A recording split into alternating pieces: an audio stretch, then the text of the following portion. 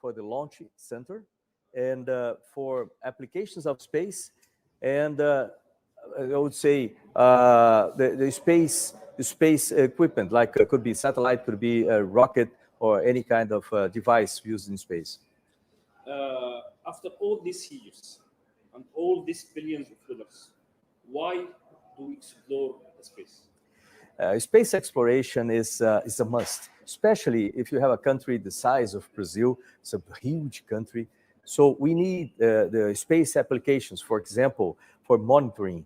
And we use that a lot for monitoring the rainforest, or monitoring the other 5 biomes. We have 6 biomes in Brazil. Also for communications, for defense, security, a lot of applications of space. And now think about the oceans as well. So we just launched a new institute for ocean research in Brazil. So space has a lot of applications besides the technology used to put something in space. So all the spin-offs of the technology. And at the heart of all the system comes the human nature to explore, to go beyond the limits. So this is something that we have to put there too, and to inspire the kids for science, technology, and for their dreams. Is there any examples of what's happening in the space impact on us on Earth? You have kind of examples, real case studies. Yes, we have several things that we can point in this sense. For example, in Brazil, we just launched this year a satellite called Amazonia 1.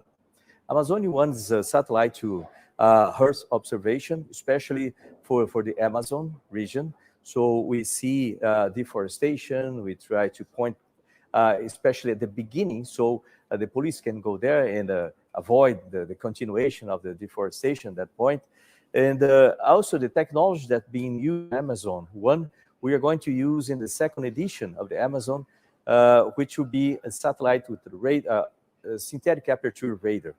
And that will give us even more capability of looking through the canopy of the trees there and see when they are moving or doing something before cutting the big trees. So for us, it's really important.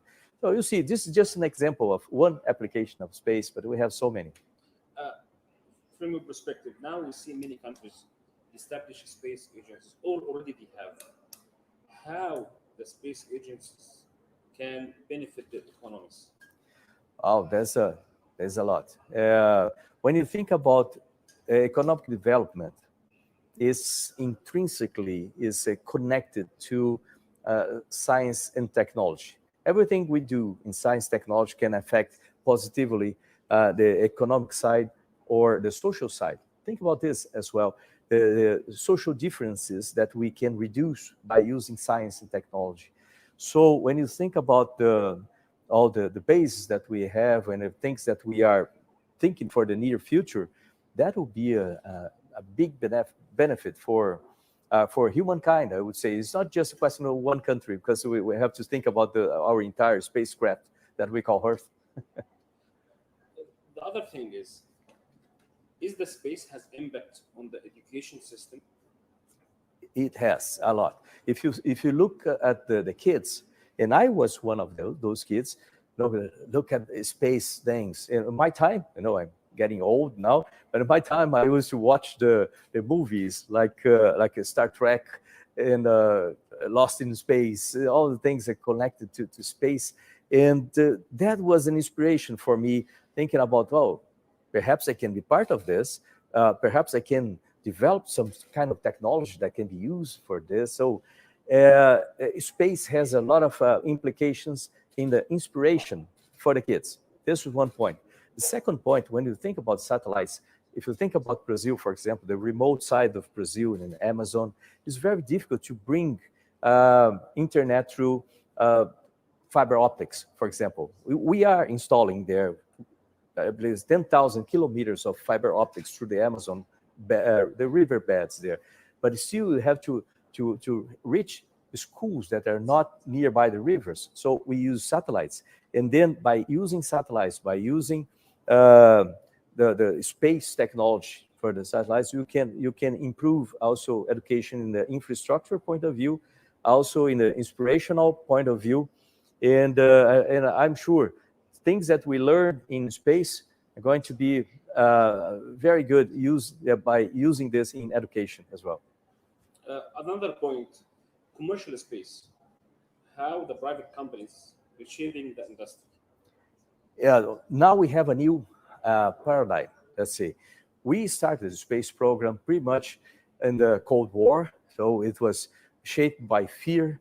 See, two big countries, fighting to see which would be the best, which would achieve uh, bigger goals. But now it's the private sector that is taking over, and this is important, especially in near Earth orbit, because then you can have like a commercial space station, you can have satellites or a constellation of satellites to help with internet in all the places, and all the commercial applications of space, especially the applications. Well, of course, private companies are also working in launching satellites and in the infrastructure, but I see the most of it in the applications of space, in space and on Earth, by using the space systems. Another thing, once we talk about commercial space, what do you think about the space tourism? This is great. This is part of this commercial side of the new paradigm of using commercial companies or private companies in space. I think this will be the future. Nearby Earth first, so you can have those suborbital flights that like we've been seeing nowadays, with people going to space to spend a couple of minutes there.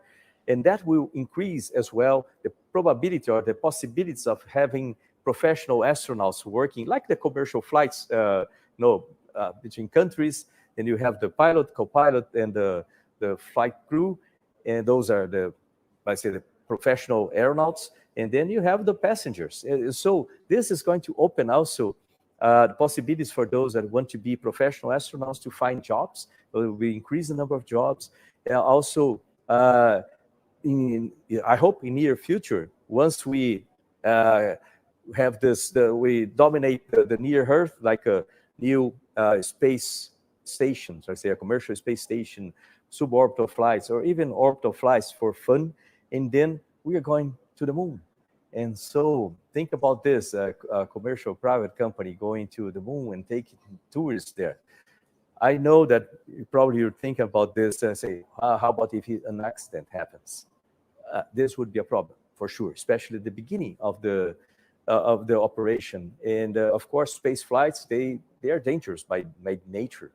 You have high speeds, you have high temperature, change of pressure, and so many different things, or so many things that could go wrong. Okay, but with the increased technologies that we have nowadays, and by increasing the number of flights, we're getting better and better technology that will be safer and safer as well. So that will be possible. So from the learning curve, do you think this kind of space tourism can invent a new way or change how we travel from place to place? Yes, this is another thing, because once we develop the technology necessary to bring people like non-professional astronauts there, because we are trained to fight any kind of situation. So if you have a fire, if you have a broken spacecraft, we learn how to take care of this, how to fight or how to flight the spacecraft in any situation. Of course, when you have tourists inside, the problem is increased a lot, because then you have a lot of lives depending on one astronaut or two, or even no astronauts to take care of that. And then you have to trust on systems. This was one point. And also, once we develop this technology, we are going to dominate also the technology to fly in the edge of space, and we can bring like a hypersonic, let's say, spacecraft or aircraft.